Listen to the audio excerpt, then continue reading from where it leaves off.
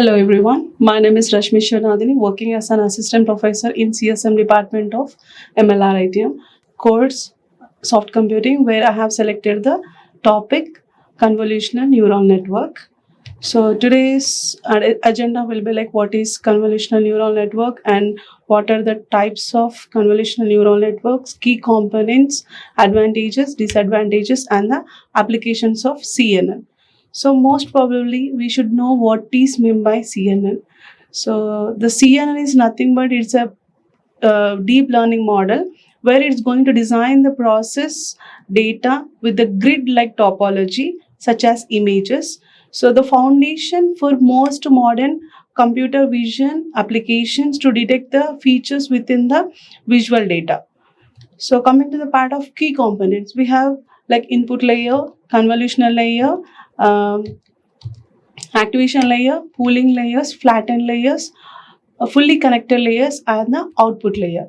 So if we talk about the first layer, that is input layer, where the raw data has taken as raw image as taken as the data. So next one is the convolutional layers.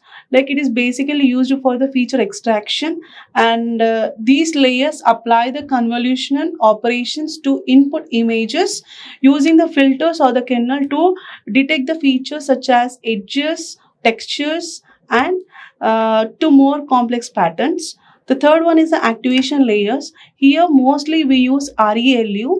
So it is going to tackle non-linearity patterns.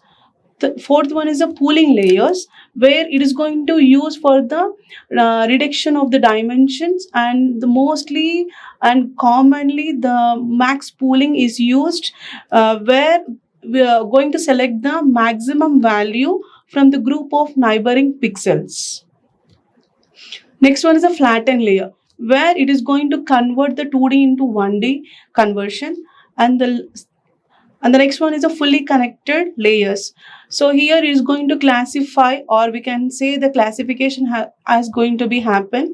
These layers are more responsible for making the predictions, and it is based on the high level features learned by the previous layers, and they are going to connect every neuron in one layer to every neuron in the next layer. Next one is the output layer, where we are going to get the final predictions on the final results of the data. Next one, we need to know like what is the working of the CNN. As we know what is the definition of CNN, the key components of CNN. Now, based on this, we need to know about the working of the CNN. So, as we discussed, the first one is the input layer, or we can here in working we say input image. Here the CNN receives the input image, which is processed to ensure uniformity in size and the format. Second one is a convolutional layer. Here the filters are applied to the input to extract like edges, textures, and the shapes. Next one is the pooling layers, where the feature maps are generated by the convolutional layers are downsampled to reduce the dimensionality. Next one is the fully connected layers.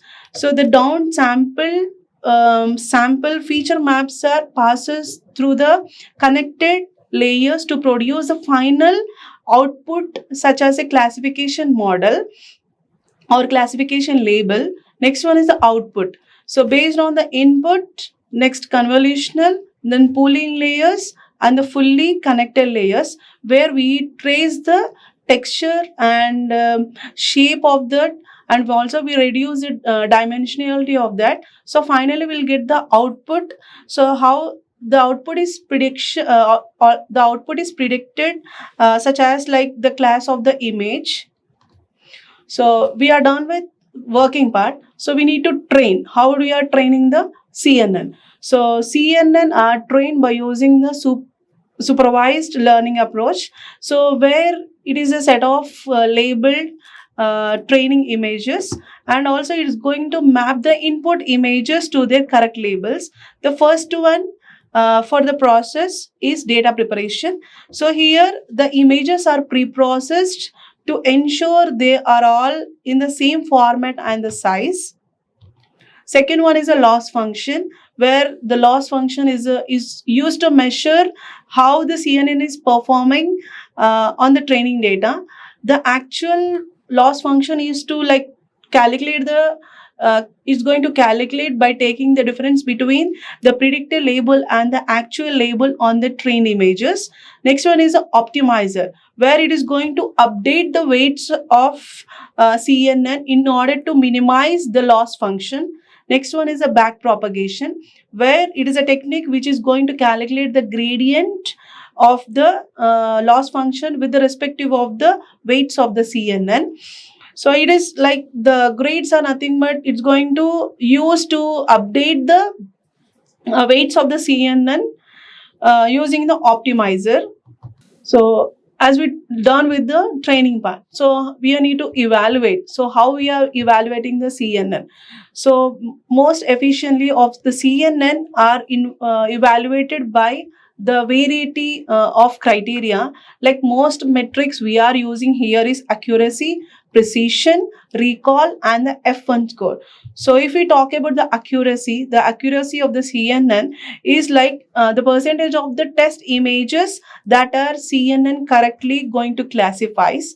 Next one is a precision. Here the precision is going to take the percentage of the test images that the CNN predicts a particular class that are usually of that class.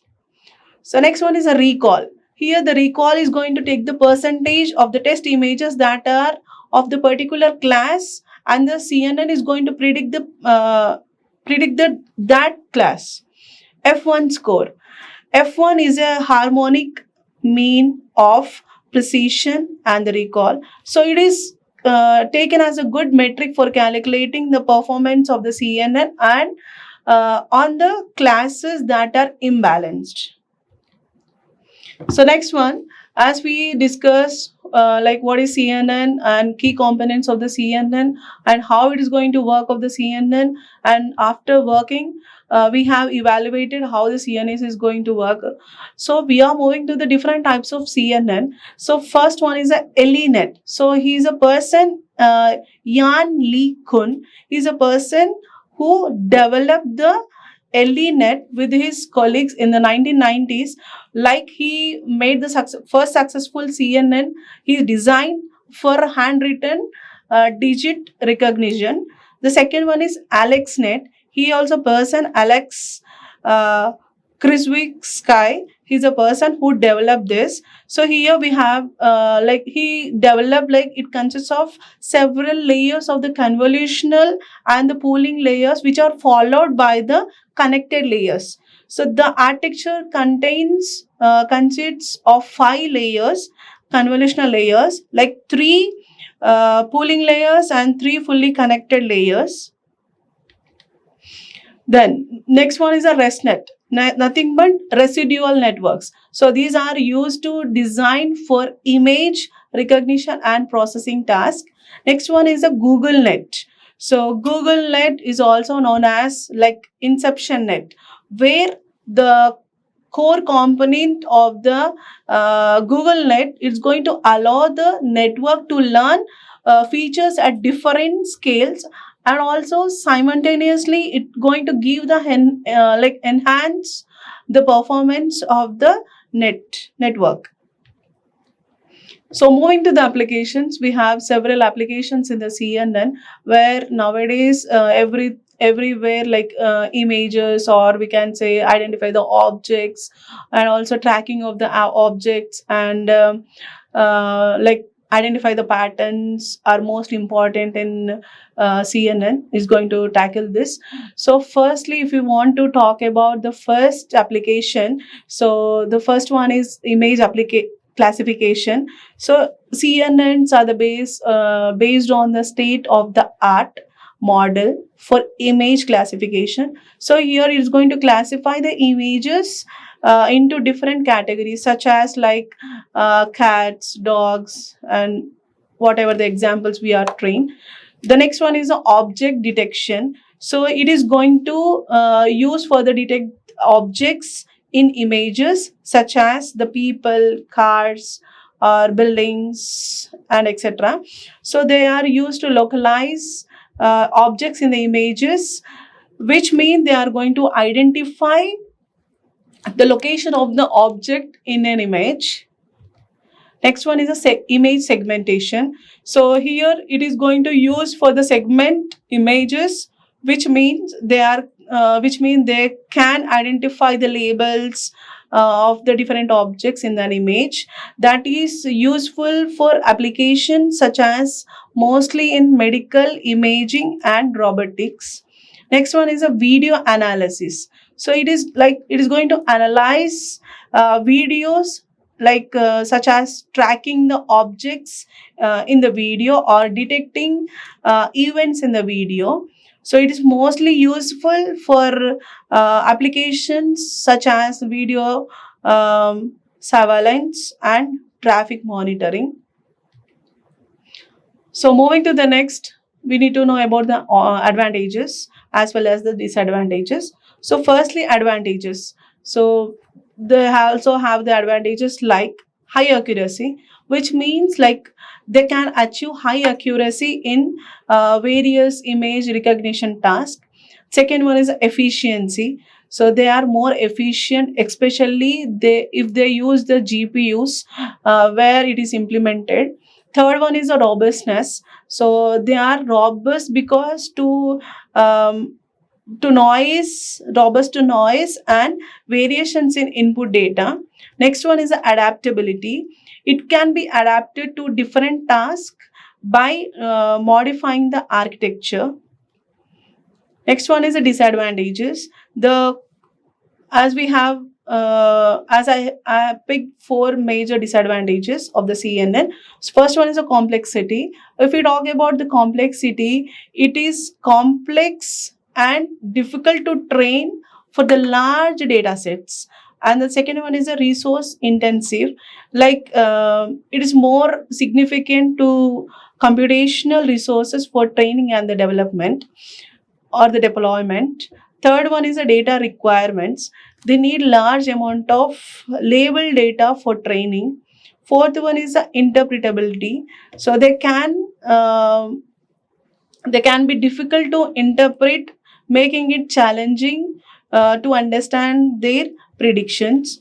So this is how we discuss the CNN and the key components, working and applications, how we are training the CNN, disadvantages and also the disadvantages. For coming up, we will discuss how the CNN is going to work in practical. Thank you.